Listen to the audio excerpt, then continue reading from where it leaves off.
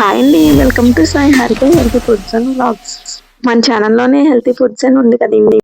హెల్తీగా evening snack item అయితే చేసేసుకుందాం రండి. ముందుగా బౌల్లో వాటర్ని వేసుకోవాలి. సోయా బీన్స్ ఉంటాయి కదండి, వాటిని 1 కప్ తీసుకొని నానబెట్టుకోవాలి. అదే విధంగా రాజ్మా ఉంటుంది కదండి, రాజ్మా సీడ్స్ కూడా వేసేసుకోవాలి. మన మార్కెట్లో చాట్ బటానీ అంటే దొరుకుతుంది కదండి, పచ్చి బఠానీ ఉంటాయి కదండి, వాటిని కూడా 1 కప్ వేసుకొని ఒకసారి మొత్తం వాష్ చేసేసుకోవాలి. వాష్ చేసేసుకొని వాటర్ని రిమూవ్ చేసేసుకోవాలి.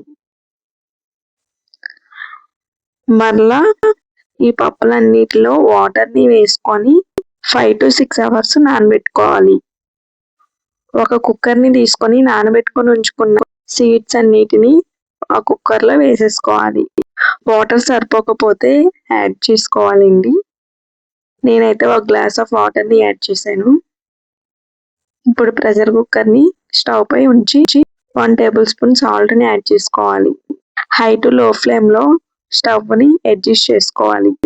విజిల్ని పెట్టుకొని ఒక 5 to 6 విజిల్స్ వచ్చేంత వరకు ఉడికించుకోవాలి.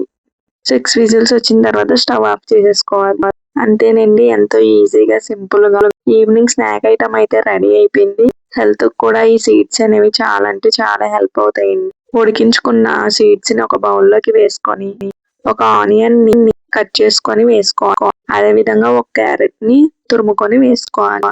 1 table spoon red chilli powder, టేస్ట్కి సరిపడా సాల్ట్ని యాడ్ చేసుకోవాలి. Garam masala 1/2 table spoon add చేసుకోవాలి. లెమన్ని యాడ్ చేసుకోవాలి.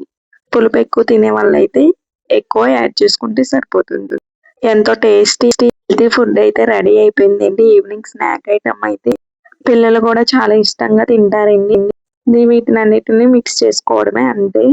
టేస్ట్ అయితే ఆసమ్గా ఉందండి. మీరు కూడా ట్రై చేయండి. బయట రోడ్ సైడ్ తినే కన్నా ఇంట్లోనే హెల్తీగా ఇలా ప్రిపేర్ చేసుకుని తింటే హెల్త్కి చాలా మంచిది కదండి. మా వీడియో నచ్చినట్లయితే లైక్ చేయండి, షేర్ చేయండి, సబ్స్క్రైబ్ చేయండి, కామెంట్ చేయడం మర్చిపోకండి. Please subscribe. Thank you for watching.